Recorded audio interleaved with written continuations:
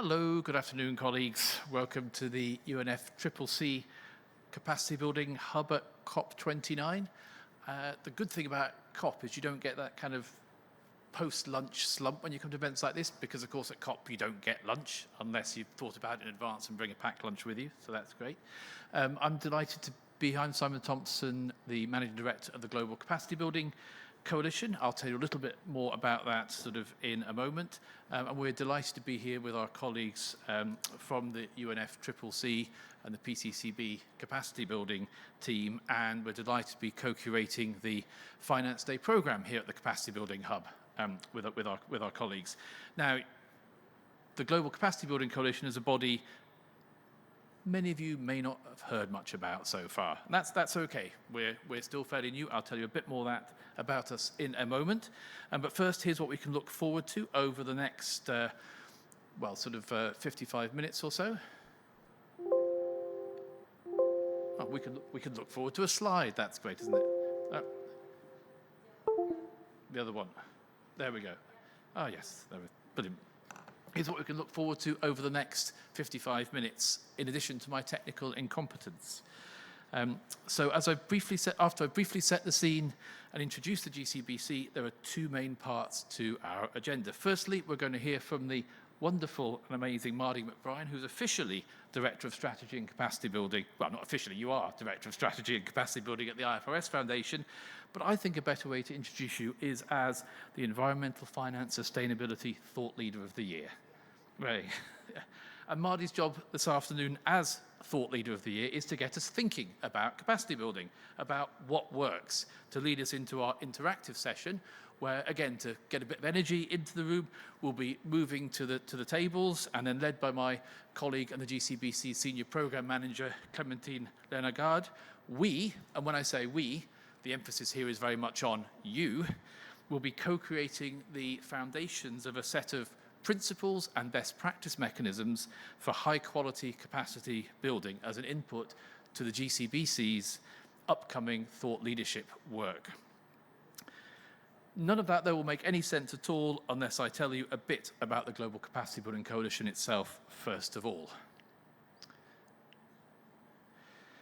So we were launched almost exactly a year ago now at COP28 in response to a recommendation by the G20 Sustainable Finance Working Group under the Indian presidency that a body like the GCBC be set up to convene the global capacity building ecosystem for climate finance.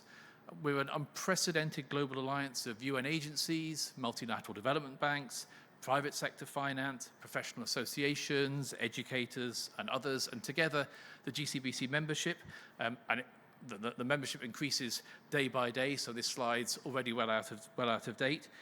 Together, we encompass more than 5,000 public and private financial institutions, 160 financial centres and exchanges, and millions of finance professionals in almost every country in the world. And we continue to add to that each week. So that's bringing together the funders of capacity building, the providers of capacity building, and the beneficiaries of capacity building, in our case, the financial institutions, the finance professionals, particularly with an emphasis on emerging markets and developing economies. Capacity building isn't the end goal in itself, though, but the means to an end. And that we're trying to build institutional capabilities and individuals' expertise and skills, their competence, so that we can accelerate and scale climate finance, especially the $2.4 trillion per annum estimated to be required by emerging markets by 2030, a fourfold increase. And if you've been at lots of other events around here today, you'll have heard that figure quoted time and time and time again. Now, unlocking this finance requires addressing the real and perceived risks of investing in those economies, increasing the pipeline of bankable investable projects, but it also requires very rapidly building the capabilities of financial institutions together with the competence of finance professionals to align strategies, activities, and operations, to align decision-making at all levels in finance with a just transition to net zero and to a nature-positive world.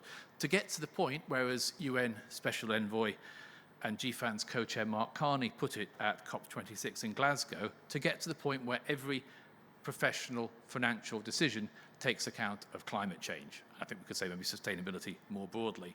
And to do this, human capital, that technical and professional expertise, knowledge and skills and the values associated with them is just as important as financial capital. In fact, I'd argue sometimes perhaps it's more important, because without that human capital, we will not mobilize the financial capital we need. And that, in a nutshell, is why the GCBC was launched, not to do capacity building itself, but to convene the global capacity building ecosystem, to bring together the funders, the providers, and the beneficiaries, to maximize the accessibility and provision of technical assistance, training, knowledge sharing, and research, and to support the development of active, impactful, regional and national capacity building ecosystems, so for identifying and helping scale up innovative, impactful capacity building activities, programs, and organizations by identifying what works. And that what works question, discovering what works, brings me to my special guest this afternoon, who I briefly introduced earlier, Sustainability Thought Leader of the Year, IFRS Foundation and ISSB Director, and former Climate Standards Disclosure Board Managing Director, Mardy McBrien. So let me come to you, Mardy.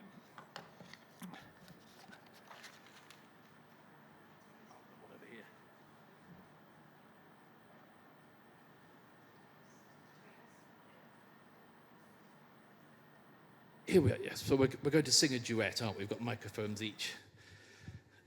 Yeah.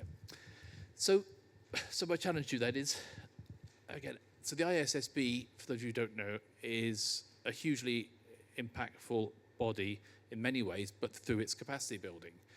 And you recently released, just this week or the end of last week, there was your first capacity building report. I won't steal the highlights from that, but it is quite impactful. It made an impact on me. So the simple question is, capacity building, what works? Well, let's just take that back a bit, right? So thanks, Simon, for having me here, and thanks everyone for coming, because we're all in this together, right? And we all need to learn from each other, and I think this is a really great opportunity that you've put together today to all learn from each other and find out what works and what doesn't and what we need to do next. So thank you for that. First of all, capacity building is such a big word. I often hear people come to me and they're like, oh, Mardy, we need capacity building here, we need capacity building here. I'm like, what do you mean by capacity building? Like, what are you really, really asking me for? Are you asking, is it skills? Is it, building of different abilities? Is it processes, resources? Is it networks? Is it people and organizations, money? What is it that we really need to address that I need capacity building question when I get it? Because it's varied every time. How to make capacity building from my experience, most effective is listening and finding out exactly what that need is, putting myself in the shoes of the people's the need I'm trying to fill, and then trying to develop that intervention. And as I said, that could be a learning course, a one page or a hub, a conference, whatever that is, a call even, and I talk people through things. But what is it that is actually going to make the difference and help that person feel that they understand the next piece of the puzzle, if you like, to move forward.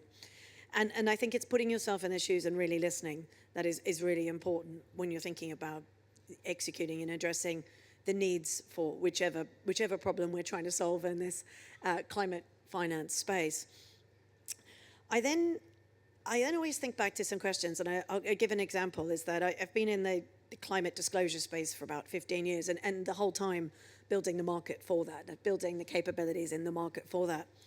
And when the Task Force on Climate-Related Financial Disclosure recommendations came out in 2017, the first thing everyone said was, what are they? Why do we have them? Who is doing it? And how do I do it?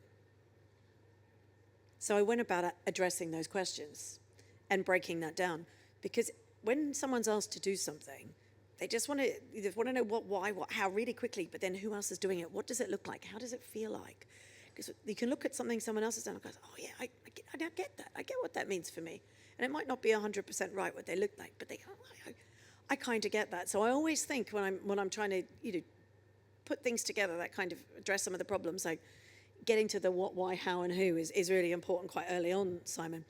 And the other thing, if you haven't understood from the way I'm already talking, I think it's really important we use simple, accessible language when we think about capacity building.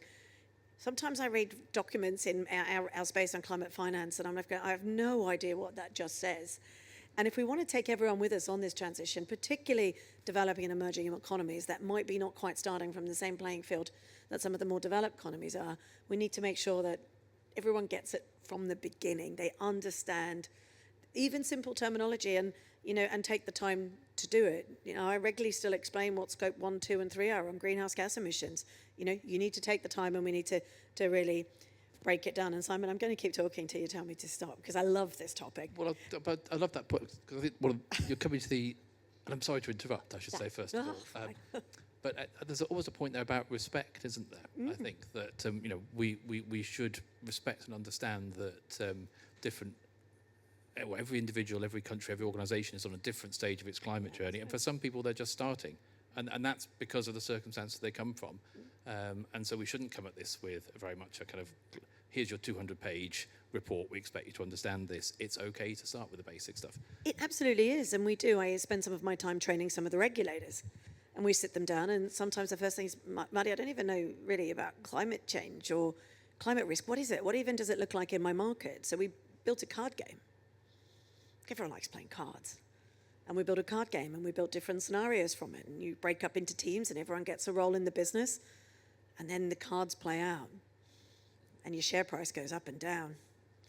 And someone's a winner and someone's a loser. It's just like real life. But it's about making it real for people, helping people understand it in a way that could work for them. And I think about some of the, and making it as, and I will say that in developed economies, I get exactly the same questions as I'm getting in developing economies nowadays. So it's really important that, particularly in our world around disclosure, that's moving so fast and a key sort of pillar, if you like, of mobilizing climate finance is that we start when we provide resources from scratch. So we've mobilized 43 partners now that help us do this. So we don't do it all on our own. We leverage others to do it because we don't have the expertise. I'm not going to pretend I do, but we know lots of others that do. So mobilizing those in with us. And some of the challenges we've tackled this year, and don't overthink these things because you'd never sleep again, but how do you upskill 125,000 chartered accountants across Africa? So these are the ones that will be signing off accounts, auditing accounts, putting together internal controls in companies, or just the CFO or working in the finance department. How do we upskill these players that are going to be absolutely critical to mobilizing funding to Africa? Don't overthink it. But we have started to think it, and we've worked to develop a roadmap and plans and partners to put that in place. We are the IFRS Foundation. Our accountants are our kind of bread and butter, if you like, Simon. But then how do we mobilize? How do we make sure that as this rolls out across markets, all issuers on exchanges have the very basics to know where to start, how to get going, and where to go for more information? So we partnered with the United Nations Sustainable Stock Exchange Initiative and wrote a training course. Sounds simple.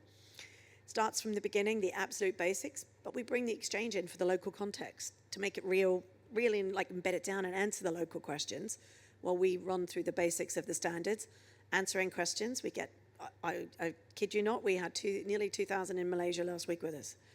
And we had 600 questions across 3.5 hours in the chat that we answer every single one of them.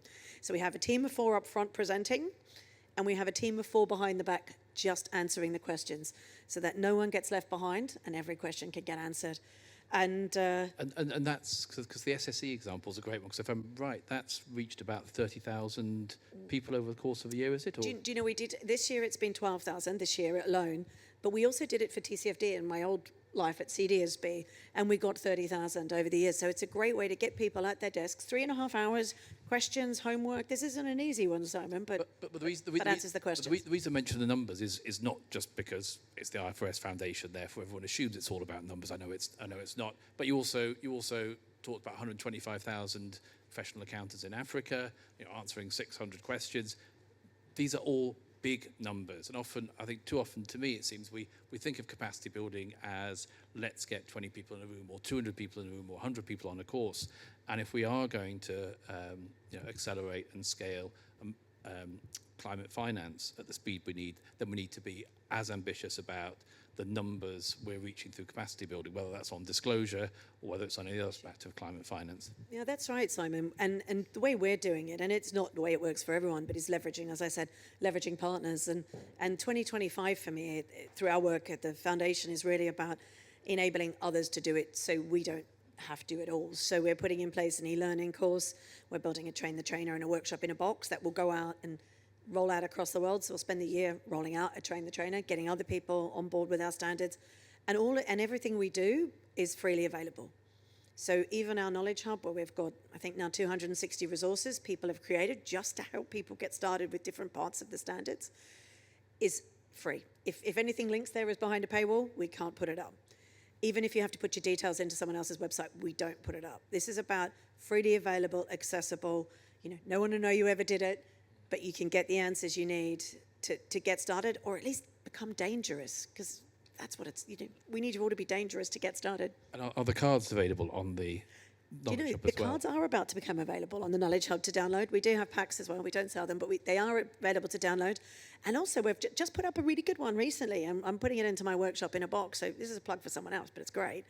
ERM and World Business Council for Sustainable Development did one on board governance and games for boards. And so I think one of the important things about capacity building, and applies to me in my everyday life, is we all understand and learn things differently, and we all have to hear things and experience things different ways. And I think we need to think about that as we think about how we're building resources for the future. Yeah, and there needs to be a fun, as much as disclosure can be fun, there needs to be a fun element to it, doesn't there? You need to get people into this.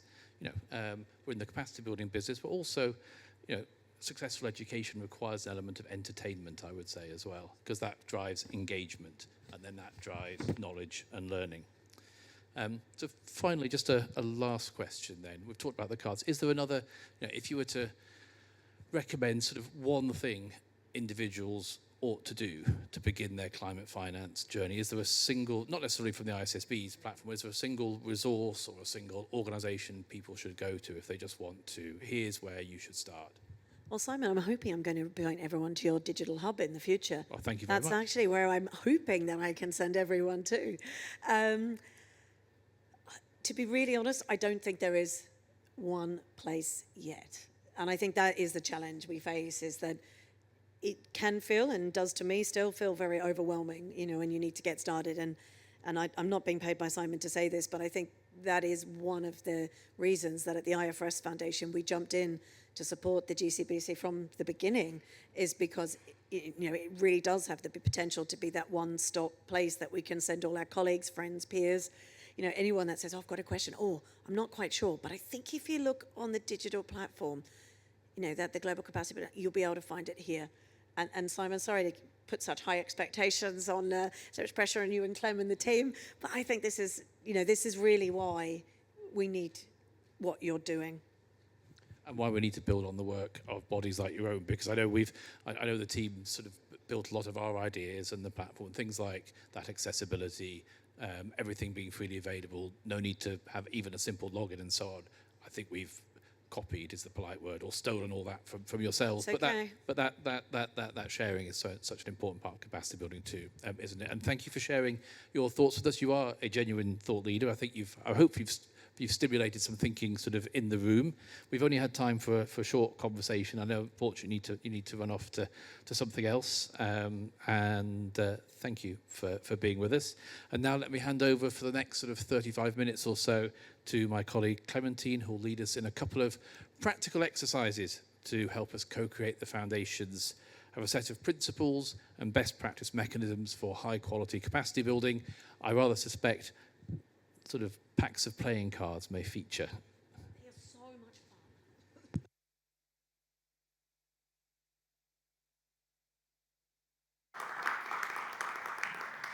Thank you so much, Simon and Margie, for taking time to be with us today. Right, so right now, this is the moment where you all are going to get working and active.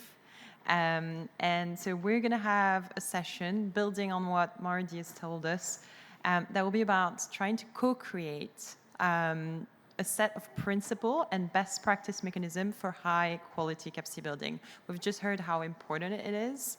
And we're going to try and hear from you what you think we should be doing, essentially. We're asking you to do all of our work. So maybe just setting the scene a little bit before you get started. So here is a suggested and very much up for debate framework to have an idea of what we mean by capacity building, because we know that quite often this is, used for a number of different activities.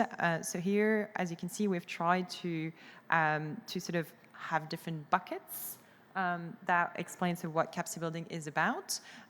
We've got advocacy, we've got the sort of more formal learning activities, a bit more informal, like peer learning, learning resources that could be used sort of maybe more, on your own, or the learning by doing and the more technical support. Again, this is not a very fixed structure yet, and if any of you have any feedback on that, we'll be very happy to hear about it. But this is just to get your brain started on, what do we mean, or what are the type of capacity building we're looking at. So what we're going to do now is we're going to have a 15-minute exercise. When I'm finished explaining, I'm going to ask all of you essentially to move to the round tables that are around there. There is not much space left, but for the people that are sitting in this theater style, you can sort of bring your chair with you. How it's going to work. So the first part, exercise 1, it's a group discussion. On all of the tables, you're going to find a worksheet that you can use and some pencils in there as well. And I'm going to explain a bit more detail, but essentially this one is going to be about mapping best practice capacity building. And it's really what we want you to use your experience, your personal experience, because I think we have a very diverse crowd in the room, and just hear, best practice activities or suggestion that you've seen. So I'm just going to show you what the worksheet is going to look like. There are 2 on the table because this is an exercise 2, so please use number 1.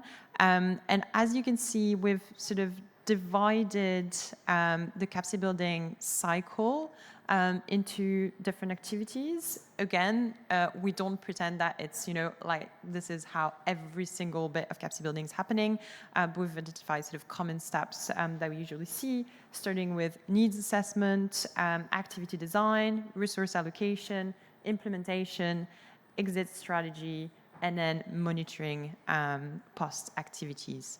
And so what we'd very much want you to do here, and you have got some example already written in there, is to either note best practice activities, so like the first one that is suggested here, directly engaging with potential beneficiaries when you're doing your needs assessment, or you can also share examples. If there is a specific case study of capacity building that you want to mention, please do write that down as well. There is one worksheet by table because we'd very much like you to discuss, do that as a group. But if you're running out of space, there is a lot more that I can give you. Right, so I think that is me. I'm going to start. I'm going to give a couple of minutes to people to get on the tables. But yeah, I'm going to start the timer, and hopefully you can be able to have some good discussions with your groups. So yes, please go ahead. I'm going to share only for online participants, so please, people in the room, ignore this. But I know we're live streamed. If some people online want to do this as well, want to do that exercise, they can scan that QR code and they will have access to a Google form. Right. If people in the audience want to stand up and go to different tables, bring some chairs, and let's start the conversation. We're going to go around as well if you have any questions. Thank you. Right. Can I have your attention again for a couple of minutes? Thank you. Thank you so much, everyone, for, I've been around the tables and seen lots and lots of things written, so really, really appreciate you doing this. I'm now going to start exercise 2, and you should have on your table again another worksheet that you can use. And this one is very much building on the first exercise. using the different examples that you've and best practice activities that you've put together, what we want to discuss is sort of the key themes or consideration that are emerging, and then out of that, would like you to sort of prioritize those themes and create sort of guiding principle for high quality capacity building. So I'm just going to show you and show here on the screen what we're talking about. So you can see at the top, you've got one box where you can just sort of, name all the common themes or consideration or ideas that are emerging in your group. So you have got one example here at step 2. So for instance, we want capacity building to be demand driven. And then once you've listed this, all those themes together as a group, we want you to sort of select your top 4 themes. And then out of that, draft an associated principle that we think we should put at the forefront of capacity building. So we're going to have, we already have planned, 15 minutes for that. We're going to have a bit less than that, sort of 10, 12 minutes. And yeah, please go ahead. I'll stop talking now.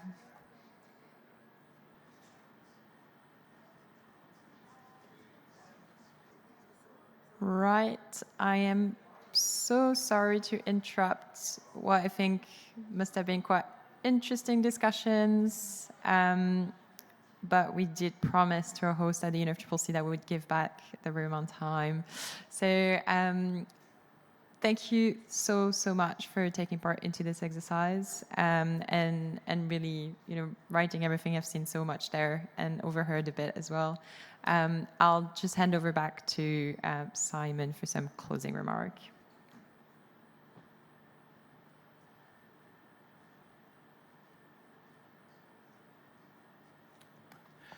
Thanks, Clementine. And it feels a bit strange standing up here. I was going to grab a microphone and just kind of come down there, but then I was reminded, no, there's a live stream, and so they won't kind of catch me. But yeah, I've had the pleasure of just going around the tables, and I was following Marty's instruction to listen. So I was listening, and a wonderful diversity of thoughts and ideas and suggestions, and I see a lot of them. Some of the sheets of paper are sort of full of ideas. I've seen some with kind of arrows going on here and then everywhere. The team back at base are going to have an amazing time deciphering some of the handwriting. Maybe we'll have to sort of run it through one of these sort of AI handwriting transcription services and things. But this is a hugely valuable and much appreciated sort of start to the beginning of the GCBC's work to identify what works when it comes to climate finance capacity building. And that, in terms of what works, that means what types of capacity building mobilizes climate finance. So not just the education being a good in itself and the technical assistance being good in itself, is it actually having a multiplying effect? And we want to understand also what is the size of that multiplier too. But having a set of voluntary principles around this, examples of what works, will be hugely helpful. And you've all played a key role in helping us kick off that process. And over the course of the next few months, together with our core team and our colleagues at Systemic, who've helped put together today's sort of workshop and things, and Catherine, take a bow, please. It's thanks to you and your team that's happened. We've made a good start. So thank you very much. I hope you'll see us increasingly visible over the coming 12 months. Next year, we'll be holding our first Global Capacity Building Convention at COP30. We'll be launching a capacity building catalyst competition, a mini Earthshot prize for the most impactful, innovative and inclusive capacity building worldwide. And just here at COP over the next few days, we'll be holding and participating in a wide range of capacity building and finance events, including another event back here on the 21st, Thursday next week, when we'll be talking more about the GCBC and our global capacity building platform itself. In the meantime, though, if I can ask for your help with just one final thing. So about 6 weeks ago, we launched the beta version of the GCBC's Global Capacity Building Platform. And if you can visit capacity building, there's a hyphen there, .org. Have a look at it, and if you can, fill in and give us your thoughts, give us your feedback as users. We're running a consultation on that until the end of the year. It should take about 10 or 15 minutes to do. You won't have time while you're at COP. It's really hectic, I know, but perhaps when you're recovering over the next week or two, I'd hugely appreciate it if you could spare a little bit of time sort of doing that. Thank you again. Thanks, Clementine, for facilitating the exercise. Thank you to our colleagues and friends at the UNFCCC capacity building team for inviting us to be with you here today. We've really enjoyed it. It's a wonderful space. It's great. It's my first time in the capacity building hub, and you have the best chairs at COP, which is well done. And thank you again for joining us. Have a very productive, insightful and interesting rest of Finance Day here at COP29. Thank you.